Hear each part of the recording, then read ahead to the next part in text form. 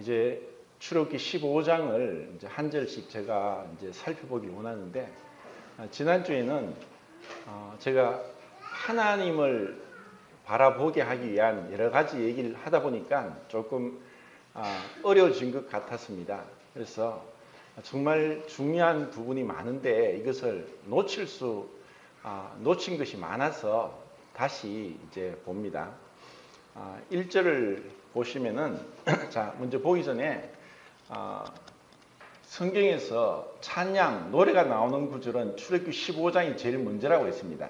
근데 단어로 봤을 때는 창세기 31장에서 라반이 사실 의미 없는 거짓된 말로서 그 야곱과 그 딸들을 노래와 풍악을 통해서 보냈을 거다고 했는데 그것은 사실 거짓말입니다. 그런데 이제 레아가 넷째 아들을 낳으면서 유다, 내가 이제 하나님을 찬송하겠다. 이제 남편이 나를 사랑하지 않더라도 나는 하나님을 찬양하겠다 하는 그 진정한 그 찬양의 의미가 유다라는 이름을 통해서 나타났다고 말씀을 드렸습니다. 그리고 지금 우리는 출애굽기 15장에서 이 아름다운 구속의 노래를 보게 됩니다. 이것은 천사들도 할 수 없는, 우리가 천사들에게 가르쳐줘야 하는 노래입니다. 우리는 천사들에게 이 천지 창조에 대한 노래는 배워야 될 것이지만 구속의 노래는 우리가 가르쳐줘야 될 것입니다. 가르쳐줘도 모를 겁니다. 또 모세의 노래가 모세오경에서 두 번 더 나옵니다. 나중에 보겠는데 민수기 21장에 나오고 또 신명기 31장에 나옵니다. 신명기 31장에 그 모세의 노래가 세 번째 나오는데 그것은 너무나 슬픈 노래입니다. 세상에 이보다 더 슬픈 노래가 있을까 할 정도로 슬픈 노래를 부릅니다. 처음 이 모세의 노래는 홍해를 건너므로 인해서 하나님의 그 위대하심, 능력을, 그리고 이스라엘을 구속하심에 대해서 아름답게 노래했다면은 세 번째 신명기 31장에서는 이제 40년이 지나고 이제 그는 원하던 가나안 땅에 들어갈 수 없습니다.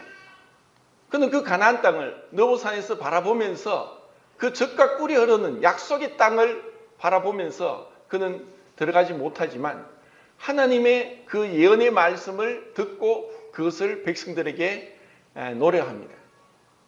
너희들이 그 땅에 들어갈 것인데 그곳에서 하나님이 그렇게 말씀하고 명령했던 것을 잊어버리고 이방 신을 따라가서 그리고 이방 민족의 풍속을 따르면서 결국은 하나님으로부터 징계를 받고 심판을 받고 그 땅에서 쫓겨날 것이다 하는 이와 같은 예언의 말씀을 너무나 슬프게 모세가 이제 내가 나이 120세다. 내가 이제 주님 앞에 간다. 그런데 너희들은 그 땅에 들어가서 은혜로 들어감에도 불구하고 이렇게 신신당부한 말씀을 잊어버리고 불순종하고 그 대가를 받게 될 것에 대해서 예언했다는 것입니다. 그렇지만 또 나중에 우리는 성경 중간에 또 모세의 기도를 볼 수 있습니다. 그것은 시편 90편입니다. 그러고 나서 성경 마지막에 모세의 노래가 한 번 더 나옵니다. 어디 나온지 아십니까? 요한계시록 15장입니다.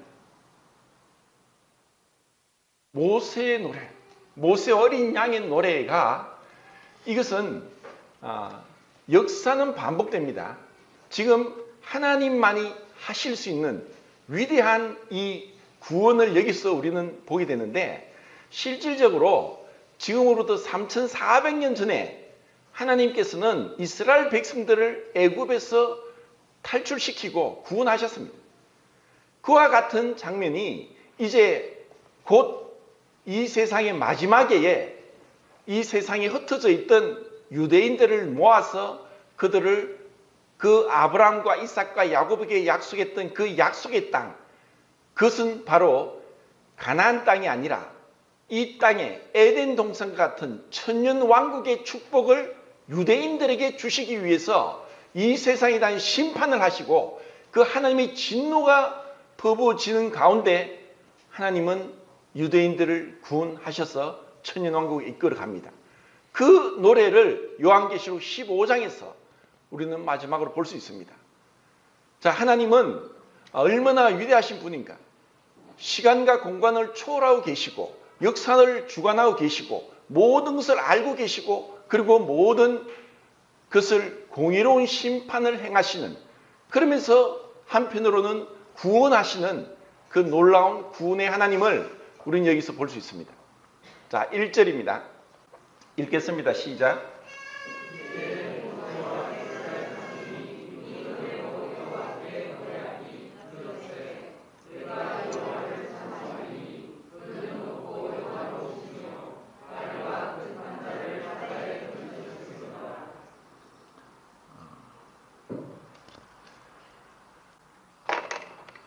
자, 찬송을 노래하는 것은 그들이 430년 동안 그 애굽의 그 바로 왕의 압제 아래 있었던 것을 생각할 때 그들 스스로는 결코 그 애굽을 탈출할 수 없습니다. 그리고 그것은 정말 불가능한 일입니다. 그리고 이것은 어떤 의미에서는 도덕적인 면에 있어서도 이방 민족, 거주민, 그걸 게르라고 하는데 그 객과 나그네 같은 거류민들에 대해서 애굽에서는 인권을 침해했고 인권을 유린했고 그리고 인간이 도저히 행할 수 없는 노예화시키면서 그들을 종부리듯이 그들을 압제했던 것을 볼 수 있습니다. 이것에 대해서 하나님은 애굽을 심판하십니다. 또 모세의 율법에도 하나님은 계속 반복해서 고아와 과부와 나그네와 이방인 객을 너희들이 존중하고 그들에게 선을 베풀고 그들을 도와주고 그들을 차별 대우하지 마라. 사회에서 약자들은 고아와 과부와 그리고 이방인, 나그네, 객들, 그러한 자들에 대해서 공정한 대우를 하라고 하나님 말씀하십니다. 하나님 앞에서는 모든 사람이 동등합니다. 그런데 우리 인간의 역사는 어떤 유명한 그 역사학자가 그런 얘기를 했습니다. 인류 역사를 그 3,500년 동안의 인류 역사를 여러 가지 문헌을 통해서 살펴봤을 때 220년을 제외하고는 계속 전쟁이 있었다. 그래서 인류 역사는 전쟁의 역사다. 13년 동안 전쟁을 하다가 1년을 평화롭게 지내고 또 전쟁을 하고 이것이 계속 반복됐습니다. 우리나라도 신라시대 때부터 근대까지 일본이 우리나라를 침략한 횟수를 714번이라고 역사학자들이 얘기합니다. 이것은 하나님 앞에서 나라와 나라끼리 이런 끔찍한 전쟁, 살육이 벌어졌고 그리고 작게는 그 나라 안에서 한 민족끼리 같은 사회 안에서 심지어 같은 집안에서 그리고 가장 가까이 된 부부가 그리고 부모 자식이 미워하고 자기 기준대로 판단하고 정죄하고 그리고 싸우고 합니다.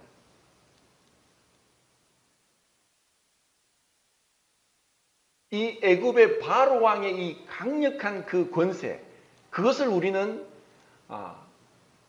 애굽 백성들과 함께 하나님께서 심판하시는 것을 이제 보게 되는데, 하나님께서 왜 이렇게 이 애굽을 철저하게 심판하시는가? 잘 보시면은 바로 왕의 교만함 때문에, 그 바로 왕 때문에 그 군사들이, 애굽의 국민들이 고통을 당하는 것을 봅니다. 왜 이렇게 어리석게 그들은 그리고 하나님의 이런 심판을 받아야 되는가? 그리고 왜 하나님은 이런 가운데 한쪽에서는 심판을 당하지만 한쪽에서는 노래하는 것이 합당한가 하는 생각을 할 때, 우리가 하나님의 말씀의 기준에서 이것을 판단하지 않으면 잘못된 판단을 하게 됩니다. 자, 2절 읽겠습니다. 2절 시작.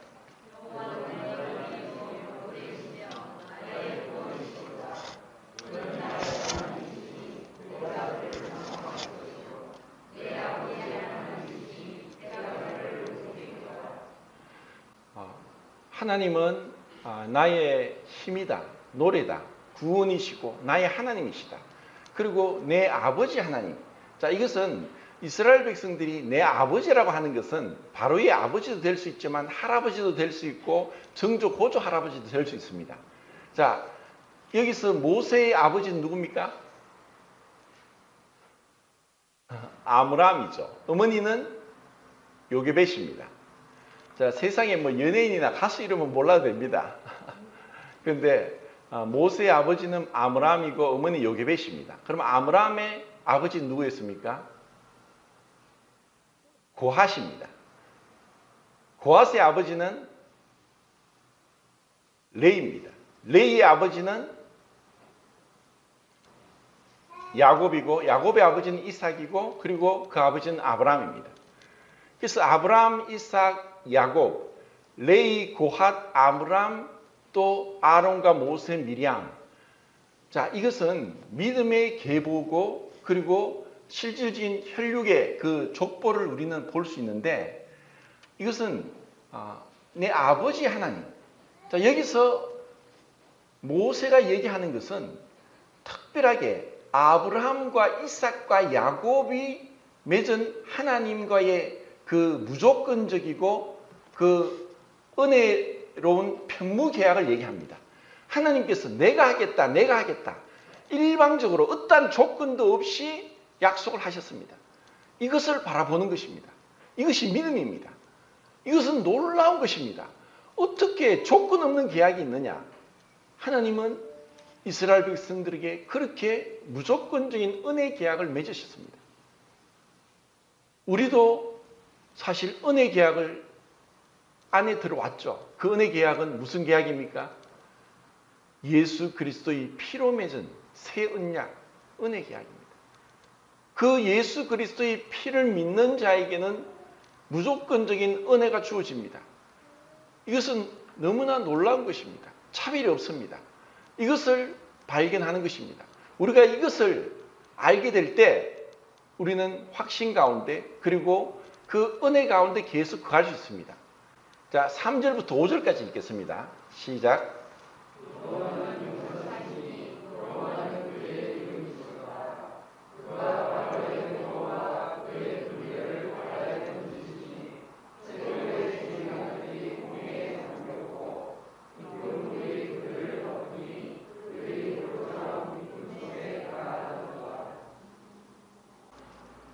이스라엘 백성들이 이 홍해를 건너면서 그 홍해를 건너면서 하나님께서 행하시는 것을 보면서 그들에게는 실질적으로 그 눈앞에 너무나 분명하게 하나님의 역사하심을 그들은 목도했습니다. 이것은 사실 기적 같은 일이었고 꿈과 같은 일이었고 그들 스스로는 행할 수 없는 위대한 일들이 그 가운데 벌어졌습니다.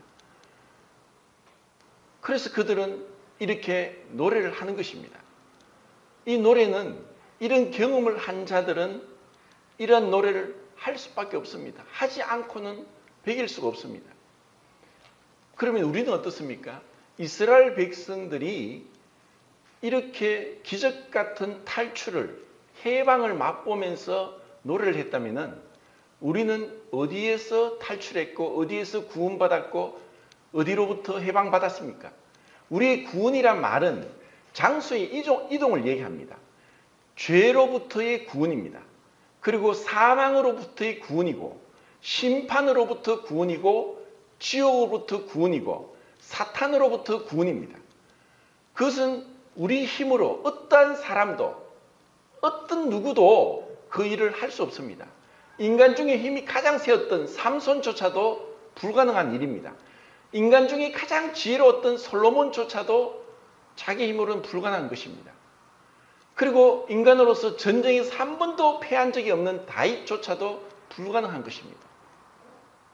우리는 이와 같은 죄와 사망과 심판과 지옥과 사단의 권세로부터 은혜로 주님의 능력으로 구원을 받게 된 것입니다. 얼마나 놀라운 일입니까? 그래서 우리는 노래합니다. 찬양합니다. 지난주 사실 처음으로 그 화상회의를 하면서 이제 형제님들이 말씀을 이제 돌아가면서 교제하기로 했는데 처음에는 제보고 하라고 또 하셔서 제가 또 말씀을 교제했습니다. 아모스에 보면은 아모스가 양을 치는 목동이었고 뽕나무를 재배하는 그러한 목동이었어요. 농부였습니다. 그런데 하나님이 그를 부르셨습니다. 그리고 그를 북왕국 이스라엘에 가서 예언을 하라고 합니다. 그 당시에는 북왕국의 여로보암 2세가 통치하던 시대였고 북왕국 이 200몇 년 동안 가장 번성했고 경제적으로 풍부했던 시대가 여로보암 2세 때입니다. 근데 그때 아모스서 6장 5절에 보면은 그들이 그 악기를 제조하고 그 상하궁에 누우며 그리고 헛된 노래를 지절거리면서 스스로 그런 그 풍요로운 가운데서 그 요셉의 고난을 잊어버리고 그렇게 쾌락 가운데 있는 것에 대해서 정죄를 하는 것을 봅니다. 전도서 12장 4절에도 음악하는 여자들은 망하여질 것이요 하는 말씀이 나옵니다. 세상 노래는 무슨 노래를 합니까? 자기 자신을 위한 노래를 합니다. 왜 우리가 노래방을 갑니까? 자기의 쾌락을 위해서 갑니다. 자기를 높이고 자기를 자랑하는 것입니다. 근데 그것은 하나님 말씀에 망하여질 것이요. 우리는 어떤 인간도 사람을 숭배하고 사람을 추종하면은 그때부터 우상 숭배가 되고 그것은 죄악이 됩니다. 그것은 탐욕이고 교만입니다. 우리는 오직 주님만을 높여야 됩니다. 우리가 주님만을 높이지 않고 사람을 바라보고 추종하고 섬기다 보면은 죄악에 빠지는 것입니다. 주님께서 어떠한 위대한 일을 이루셨는지 그들은 이것을 노래하고 있다는 것. 그러면 우리는 어떤 노래를 해야 됩니까? 어떤 찬양을 해야 됩니까? 만약에 예배 시간이 1시간인데 조금 길어 1시간 반이 되면 어떻게 됩니까? 아니면 조금 길어져서 2시간이 되고 아니면은 조금 더 길어져서 예배 시간이 한 4시간, 5시간이 됐습니다. 그러면 많이 자리를 비우겠죠. 자, 한번 생각해 봅시다. 자, 세상에 있으면서 일주일 내내 있으면서 TV 앞에 앉아 있는 시간은 몇 시간입니까? 하루에 몇 시간 정도 앉아 있습니까? 아니면은 컴퓨터 게임을 한다고 스마트폰으로 게임을 한다고 보통 하루에 아니면 일주일에 그 몇 시간을 하고 있습니까? 우리의 마음이 이 믿음으로 보이지 않는 이 세상을 창조하시고 다스리시고 구원하시고 섭리하시는 그 하나님을 바라보지 못한다면 이것이 힘들어집니다. 예배를 예배답게 하는 것은 우리의 평상시의 삶의 경건한 삶의 훈련을 통해서 가능한 것입니다. 그리고 이것은 훈련받아야 되는 것이 아닙니다. 오늘 아침에 제가 아침 문자 메시지를 올리면서 이 노래는 훈련받아 하는 노래가 아니다. 이것은 그냥 기쁨으로 자발적으로 그리고 배우지 않고도 나오는 노래다. 그들이 홍해를 건너면서 이집트 군사가 그 바다에 빠지는 것을 봤을 때 어떻게 하나님을 찬양하지 않을 수 있습니까? 하나님은 우리에게 그 예수 그리스도를 통해서 우리를 구원하셨는데 그분의 그 희생을 통해서 완전한 그 깨어지고 부서짐을 통해서 우리에게 구원을 주셨는데 어찌 감사를 하지 않을 수 있겠습니까? 이것은 훈련이고 연습이고 그리고 습관입니다. 그리고 이것은 내 마음에 그런 마음의 작정을 해야 됩니다. 제가 모임에 와서 예배 시간에 입을 열지 않고 지나간 적이 거의 없습니다. 그리고 정말 원하는 것은 제가 기도하지 않아도 성도들이, 형제들이 짧게라도 다 모두가 기도에 동참하기를 원합니다. 그것이 제가 바라는 것입니다. 제가 기도를 길게 하지 않아도 형제들이 감사의 기도를 어설프지만 더듬거리면서라도 한다면 그것보다 더 기쁜 것이 어디 있겠습니까? 주님은 우리를 자라기를 원합니다. 우리가 자라가기를 원하고 성숙되어 가기를 원하고 내 자신에게서 벗어나서 주님을 바라보고 그분 안에서 그분을 누리고 경험하고 그분을 먹고 마시면서 풍성하게 그분과 동행하는 그러한 삶이 나타나는 것이 우리의 예비고 그리고 성찬 예배 시간에 우리의 찬양과 기도입니다. 자, 6절, 7절, 8절 읽겠습니다. 시작.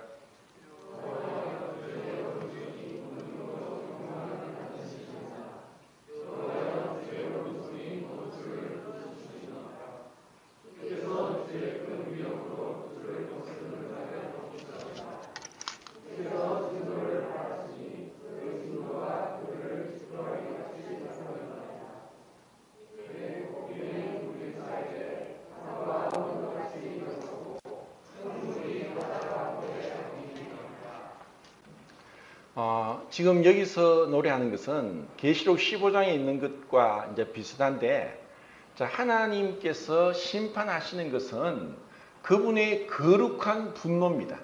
그분의 공의로운 심판입니다. 자, 그 아모스서에서 그 남왕국 유다와 북왕국 이스라엘에 대한 심판을 명하기 전에 그 주변의 나라와 수도에 대해서 하나님이 심판하신다. 다메섹에 대해서, 그리고 가사에 대해서, 그리고 뭐 에돔과 암몬에 대해서 그 나라와 그 나라의 수도를 언급하면서 심판을 명하십니다. 그리고 두 번째는 왜 심판하는지 그들의 서너 가지 죄를 인해서 심판한다고 합니다. 자, 서너 가지 죄라는 것은 서너 가지 죄밖에 없다는 것이 아니라 대표적으로 그 죄를 얘기하면서 그들이 이런 심판을 받을 정당한 근거를 제시합니다. 그리고 세 번째는 어떻게 그들을 심판할 것인가 하고 말씀합니다. 그 대부분의 심판은 자연재해입니다. 그 자연재해를 통해서 하나님의 심판이 나타나는 것을 봅니다. 그리고 다른 이방 민족을 통해서 그 나라를 침략하게 하는 것입니다. 하나님이 역사의 주인공이십니다. 지금 애굽에 대해서 이런 진노를 그분의 그 심판이 이루어지는 것은 하나님의 공의로우심의 증거입니다. 만약에 이런 심판이 없다면 하나님은 의로운 분이 아니라는 겁니다. 이 세상에 아무리 사랑이 충만하고 할지라도 그 사랑 안에 공의가 없다면 그 사랑은 거짓된 사랑이고, 그리고 그 공의로움 안에서 사랑이 또 나타나지 않으면 그 공의는 너무나 무섭고 누구도 피할 수 없는 끔찍한 재앙이 되는 것입니다.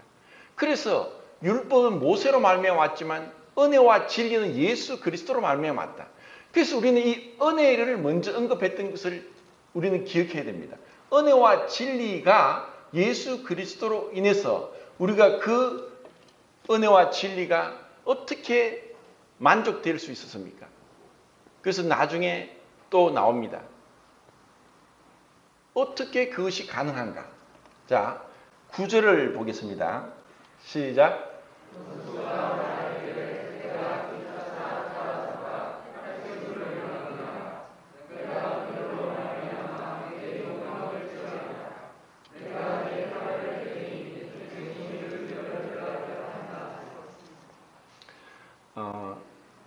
제가 지난 시간에도 이 부분을 언급을 했는데 왜 이 바로가 지금 이와 같은 심판을 받는가 하면은 강한 자, 그리고 그 자기 중심적인, 그리고 자신의 욕망, 자신의 그 권력, 그것을 놓지 못했습니다. 바로가 이것 때문에 하나님으로부터 철저한 심판을 받고 있는데, 이것을 우리는 그 홍해에서 물에 빠지는 애굽의 군사들의 시체를 보는 것 같이, 바로의 이와 같은 교만한 것을 보는 것 같이, 우리가 우리 자신 안에 있는, 숨겨져 있는 바로 왕과 같은 이와 같은 꺾이지 않고 부서지지 않고 깨어지지 않고 죽지 않는 것 때문에 다툼이 일어납니다. 제가 일전에 한 그런 말씀을 드렸습니다. 다른 교회 한 형제님이 이제 장로일 하는 형제님인데 자기가 젊었을 때 조폭이었답니다. 그런데 하나님이 그의 삶을 다루기 시작하면서 계속 일이 꼬이고 안 되고 하면서 결국 자기는 이렇게 비참하게 살 바에 죽는 게 낫다 해서 몇 번의 자살 시도를 했는데 그것도 숲으로 돌아갔습니다. 그리고 하나님이 은혜를 주셔서 그가 극적으로 구원을 받았습니다. 그리고 이제는 개가천선해서 이제 말씀 안에서 믿음 안에서 교회 생활을 합니다. 그러다가 이제 자기는 이제 세탁소를 하나 차려가지고 세탁소를 운영하는데 열심히 이제 완전히 개가천선했죠. 조폭이 이제 구원받고 나서 이제 세탁소를 운영하는데 이제 옷을 다렸는데 젊은 사람이 이제 옷을 찾으러 왔습니다. 그런데 그 옷을 열심히 잘 다렸는데 그걸 집어 던지면서 이게 뭡니까? 다시 다려주세요. 그 얘기를 들었을 때 자기가 딱 한마디 했답니다. 뭐? 그 한마디 하니까 그 젊은 사람이 기겁을 하고 얼굴이 새파래가지고 옷을 들고 도망가더랍니다. 근데 그 앞에 거울을 딱 보는데 그 모습이 완전 마귀 얼굴이더래. 심히 통곡했답니다. 주님, 제가 은혜로 구원받았는데 아직까지 제 안에 이렇게 끔찍한 이 마귀의 모습이 저에게 있습니까? 아직까지 저에게 이런 모습이 있습니까? 심히 통곡하고 울었답니다. 제가 그 얘기를 들을 때 그것은 다만 그 형제님의 이야기가 아니라 나의 얘기다. 그리고 여기 앉아있는 성도님들의 얘기입니다. 죽지 않으니까, 안 죽으려고 바둥바둥거리니까, 그러니까 문제가 일어나고 다툼이 일어나고 불화가 일어나는 거예요. 평안이 없어요. 죽어야 되는데 왜 주님이 우리에게 매주마다 떡과 잔을 바라보게 합니까? 여기에는 두 가지가 있습니다. 객관적인 면에서 주님의 피가 우리의 죄를 대속하는 그 우리의 구원의 근거가 되고, 또 하나는 떡입니다. 떡은 하늘에 미리 썩어서 으깨어져서 부서져서 그리고 불살라져서 떡이 되는 겁니다. 부서지고 썩고 죽고 그리고 깨어지고 으깨어져서 불로서 되어져야 우리의 생명 대신 그리스도를 우리 모두가 맛보는 것입니다. 근데 내가 깨어지지 않는 거예요. 큰 것으로 안 해요. 아까 사회 보는 고일성님도 얘기했죠. 작은 거 가지고 4시간을 다퉜다. 부끄러운 이야기입니다. 안 죽으려고 바둥바둥거리는 거예요. 그래서 옳고 그름의 문제가 아니라 정말 내가 죽음으로 부활의 생명이 나타나는가. 부활을 얘기하는데 죽음이 없이 부활이 없습니다. 죽어야만 부활의 생명이 나타나는 거예요. 우리가 그 그리스도의 그 부활의 생명에 참여하기 위해서 그 고난에 참여하는 거예요. 그리고 주님이 그 고난을 받으셨듯이, 그래, 이 내 안에 있는 죄의 본성이 십자가로 처리되지 않으면 안 된다는 거예요. 자, 10절을 읽겠습니다. 시작.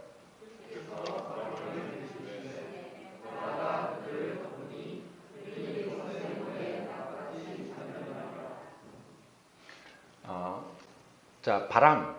이 바람은 그 히브리 루아하고 그리고 뭐 헬라어로는 이제 프뉴마라고 하면서 이 바람은 하나님이 찾고 계십니다. 계시를 보면은 바람을 사방에서 잡아서 하나님이 바람을 통해서 심판으로 행하시는데 바람을 사용합니다. 그리고 이 바람은 때로는 이스라엘 백성을 구원하기도 합니다. 사실 우리에게는 이 바람이 참 중요합니다. 흔히들 그런 얘기합니다. 춤바람 나면 집안이 망한다고. 그거는 뭐 누구도 못 말립니다. 셜리 댄스라는 그런 영화도 나왔죠. 그 춤바람 나니까 가정이 뭐고 다 포기합니다. 그 버리고 그냥 그 춤 따라 가는 거예요. 그런데 우리가 정말 성령의 바람, 진짜 내 안에서 불어오는 성령이 나를 통해서 자유롭게 나를 다스리시고 나를 통해 운행하시고 지배하시는 그 가운데 들어가는 성령을 따라 행하고 성령을 쫓아 행할 때 그때 육체의 욕심을 이루지 않고 율법으로부터 자유할 수 있는 것은 성령을 따라 행할 때입니다. 자, 11절 읽겠습니다. 시작.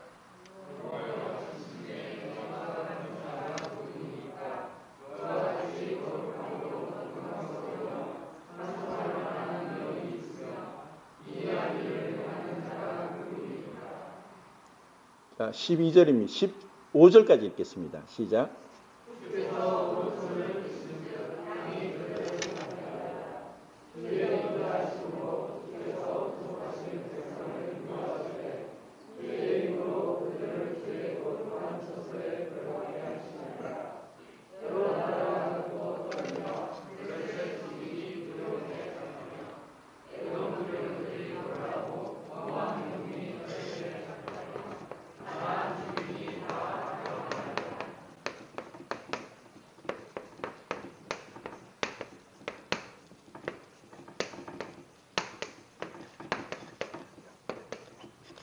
자, 13절인데 13절에 너무나 아름다운 네 가지 처음이 뭐죠? 주의 인자하심으로 주께서 구속하신 자들을 주의 힘으로 능력으로 주님의 거룩한 처소로 인도하신다. 자, 여기서 우리의 구원의 완전함을 여기서 볼 수 있습니다. 자, 구원의 근거는 어디냐? 그분의 인자하심입니다. 자, 인자하심은 헤세드라고 해서 우리를 향한 사랑이고, 우리를 향한 약속이고, 우리를 향한 자비고, 우리를 위한 용서입니다. 그 주님의 인자하심 때문에 이스라엘 백성도 애굽에서 벗어나 있었고 우리도 죄와 사망으로부터 심판과 지옥으로부터 벗어날 수 있는 것입니다. 그 근거는 주님의 인자하심입니다. 그리고 그 구원의 방법은 주님의 구속입니다.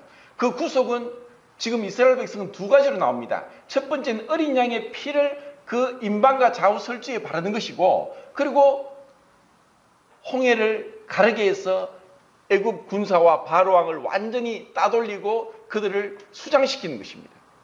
하나님은 이런 방법으로 그리스도의 십자가의 피로 우리의 죄를 대속하셨고 그리스도께서 죽으실 때 우리를 함께 죽이셔서 내가 그리스도와 함께 십자가에 못 박혔나니 우리가 알거니와 우리 옛사람 예수와 함께 십자가에 못 박힌 것은 이렇게 죽게 함으로 주님의 구속을 이루셨습니다. 그리고 주님의 능력으로 주님의 힘으로 우리의 연약함에도 우리의 부족함과 우리의 죄악됨과 우리의 넘어짐에 불구하고 그분의 능력으로 우리를 주님의 거룩한 처소로 이끌어 들으신다는 것입니다. 이것이 이 구속의 노래의 주제입니다. 우리의 노래도 동일합니다. 우리가 찬양 드리고 감사 드리는 것도 주님의 인자하심으로 주님께서 우리를 구속하셨고 주님의 능력으로 우리를 보호하시고 주님의 거룩한 처소로 우리를 이끌어 들이실 것이다. 우리 궁극적인 목적은 그분의 거룩한 처소, 그분이 계신 곳, 그 삼위일체 하나님이 계신 그곳으로 우리를 이끌어 가실 것입니다. 그것을 생각할 때 얼마나 기쁜 가운데 우리가 춤을 추면서 찬양하고 노래해야 되겠습니까? 그리고 이후에 이 노래가 끝날 때 그분이 영원히 다스릴 것이다. 21절에 보면 그렇게 나옵니다. 진정한 구원은 그분의 다스림 안에 들어가는 것입니다. 우리의 삶에 있어서 예배와 삶에 있어서 구원은 내가 내 자신을 주장하고 내 자신의 계획과 생각과 판단을 의뢰하지 않고 주님이 나를 다스리도록 내 자신을 끊임없이 내어 맡겨드리는 것입니다. 이것을 우리가 삶 속에서 경험해야 됩니다. 주님은 어떻게 하실까? 주님 말씀하십시오. 제가 기다리겠습니다. 주님 말씀하시지 않으면 제가 움직이지 않겠습니다. 이런 마음이 우리에게 정말 필요합니다. 그러고 나서 자 22절부터 그들이 이렇게 찬양의 노래를 불렀지만 이제 3일길을 가다 보니까 물이 없습니다.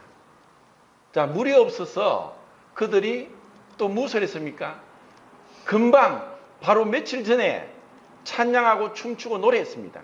그리고 모세가 노래하자 그 뒤를 이어 미리암이 소고치고 춤추며 노래하니까 다른 젊은 여자들도 따라합니다. 자, 미리암이 이때 지금 나이가 몇 살일까요? 자, 모세가 지금 몇 살입니까? 80입니다.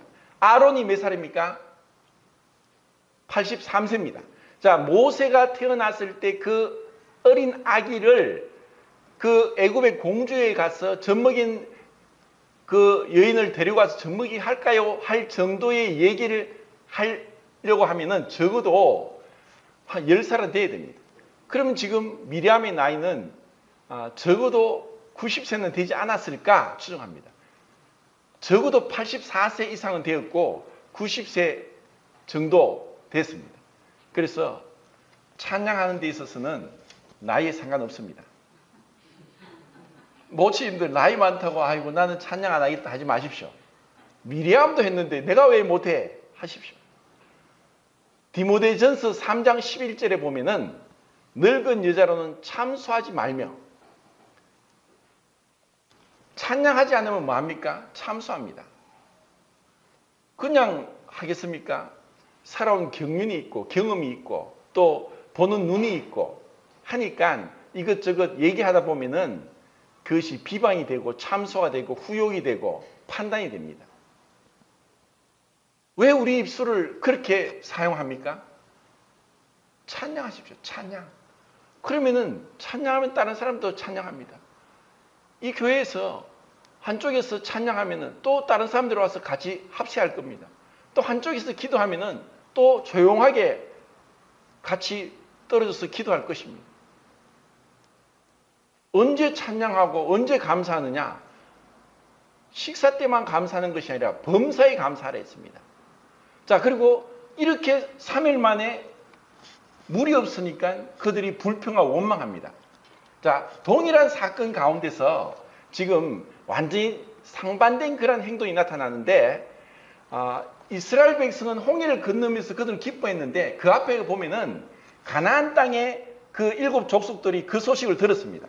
그리고 그들은 하나님의 이러한 엄중한 심판과 기적 같은 구원을 통해서 애국 군사들을 바닷물에 빠뜨리는 것을 통해서 그들은 돌과 같이 굳었고 침묵했다고 했습니다. 그들은 이것을 보고 두려워했지만 찬양이 없었습니다.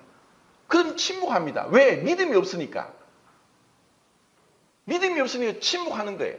자, 그러면은 동일한 사건을 통해서 한쪽에는 찬양하고 한쪽에는 침묵합니다. 자, 이런 3일 동안 물이 없으니까 어떻게 보면은 야, 이 사람들 진짜 믿음 없네 하지 마십시오. 제가 볼 때 저보다 더 훌륭합니다. 우리보다 훌륭합니다. 우리는 하루만 물이 없어도 난리 났을 거예요. 3일 동안 물이 없는데 그래도 그 전에 찬양하고 그 기적을 봤으니까 3일은 참았습니다. 그런데 물이 없어서 그들이 원망하고 불평했습니다. 왜 그렇습니까? 누구에게? 모세에게. 왜 모세에게 원망합니까? 그들의 눈에 하나님이 보이지 않는 거예요. 그전에는 하나님이 행하시는 걸 보고 춤추고 찬양했지만 이제 물이 없으니까 하나님이 안 보이고 사람만 보이니까 사람을 붙들고 원망하고 시비하는 거예요. 그럼 모세는 뭐 했습니까? 야 아들아 내가 뭐 물을 만들어내냐? 이게 수도가 어디 있냐? 우물이 어디 있냐? 하고 싸웠습니까? 모세는 뭐 했습니까? 부르짖었습니다. 기도했습니다. 모세의 눈에는 하나님이 계십니다. 하나님이 보이니까 하나님께 기도하는 거예요. 왜 원망하고 불평합니까? 하나님이 안 보이는 거예요. 사람 붙들고 시비하지 말고 정말 내 마음에 하나님을 향한 믿음이 있으면 기도하는 거예요. 그렇게 하면서 먼저 자기 자신을 보는 거예요. 그리고 물이 나타나는데 물을 마시니까 쓴 물이에요. 못 먹는 물이에요. 그래서 뭐라고 했습니까? 마라라고 했습니다.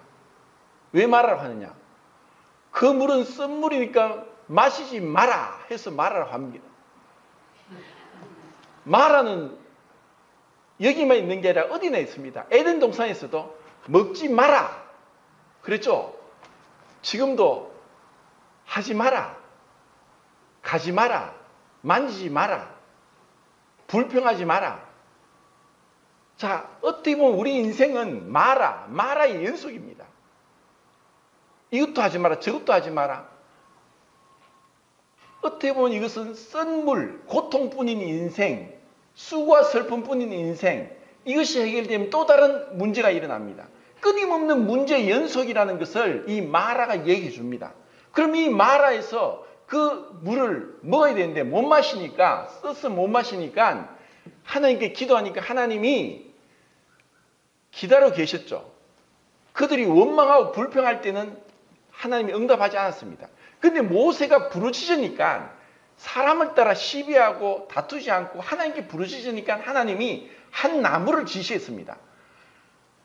그 나무를 물에 던지라고 했습니다. 그러니까 물이 사라졌어요. 자, 이것은 상징입니다. 그리고 이것은 실제 역사입니다. 여기서 우리에게 가르쳐 주는 게 뭐냐? 나무가 땅에 박혀 있는 걸 뿌리채 뽑아서 던졌을까요? 나무는 무엇입니까? 신명기 몇 장입니까? 나무에 달린 자마다 저주 아래 있는 자다. 그 나무에 달려서 우리 죄를 구속하셨다. 그 나무는 십자가를 상징한다고 볼 수 있습니다. 그럼 십자가 무엇입니까? 죽음입니다. 죽음. 십자가는 사형틀입니다. 죽음에는 그 썬물이 달게 되는 거예요. 환경을 변화시키는 게 아니고 내가 죽으면 해결되는데 안 죽으니까 안 죽고 겨우 자기의 생각과 판단과 이 자기의 감정 이게 더 중요한 거예요. 정말 주님이 원하시는 것은 여기서 우리에게 가르쳐 줍니다. 인생의 고난, 고통, 많은 문제들 왜 그렇게 하느냐? 나를 봐라. 십자가에 못 박힌 그리스도를 전한다. 그 십자가가 무엇이냐? 죽음은 끝나는데 그 죽음을 통해서 부활의 생명이 나타나는데 죽기가 싫은 거예요. 깨어져야 되고 부서져야 되고 불살라져야 되고 으깨져야 됩니다. 고난이 많을수록 축복입니다. 하나님이 왜 공산주의자들을 심판하지 않느냐? 왜 북한을 심판하지 않느냐? 하나님은 놀라운 목적을 가지고 계십니다. 훗날에 천국 가면 알 것입니다. 이렇게 풍요로운 가운데 부족함이 없는 가운데 우리 안에 얼마나 불평이 있습니까? 원망이 있습니까? 우리는 지금 세계의 선진국 중에 하나이고 K-방역을 통해서 어느 나라도 경험하지 못하는 이런 여러 가지 재앙은 있지만 이런 풍요로움을 누리고 있습니다. 근데 우리가 얼마나 많이 마음속으로 불평이 있나요? 주님의 은혜가 정말 주님의 십자가, 주님의 그 주님과 연합된 그리스도와 연합되고 그리스도와 함께 할 때 그때 우리는 그 고난의 깊이를 경험하고 주님이 마신 그 쓴 잔이 어떠한지 그리고 주님이 고통당한 것이 어떠한지 그것을 우리가 경험하면서 내 안에 그 주님의 형상이 새겨지고 주님의 그 아름다운 겸손하심, 온유하심, 너희 믿음의 덕을, 덕의 지식을, 지식의 절제를, 절제의 인내를, 인내의 경건을, 경건의 형제 우애를, 형제 우애의 사랑을 공급하라. 믿음이 다가 아닌 거예요. 이것은 그릇맛 수준이에요.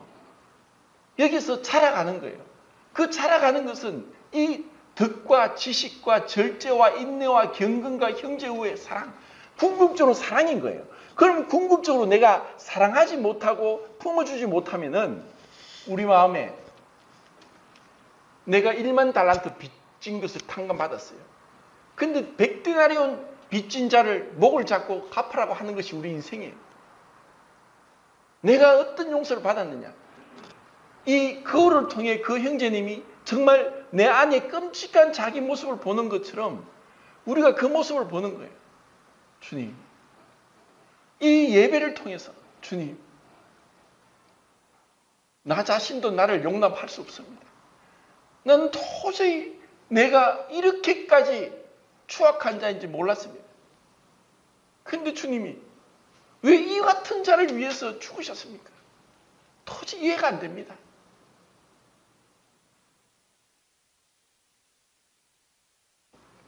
주님께서 은혜를 주셔서 정말 우리 안에 시간이 어떻게 됐죠?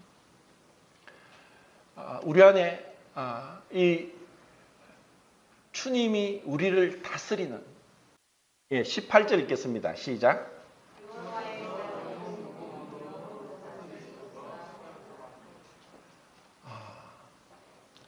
우리가 그냥 그 상투적인 기도 문구가 아니라 주님이 저를 다스려 주십시오. 저의 이 불순종, 저의 이 고집, 나귀의 첫 새끼는 목을 꺾어 죽이라고 했던 그 말씀대로 이 바로 왕이 끝까지 여호와가 누구냐 하면서 그 10가지 재앙을 통해서도 꺾여지지 않았던 것이 그 홍해 바다에서 수장되는 것처럼 우리에게는 이 죽음이 아니고서는 꺾여질 수 없는, 그래서 그 주님의 그 강한 인자하심, 구속하심, 그놈의 능력으로 우리를 거룩한 처소로 그분과의 풍요로운 교제 가운데 들어가면서 우리의 삶이 그리스도의 빛과 향기가 나타나면서 주님을 영화롭게 하는 그런 삶이 지금 출애굽기 15장에서 우리에게 가르쳐주는 교훈이라고 생각합니다. 이상입니다.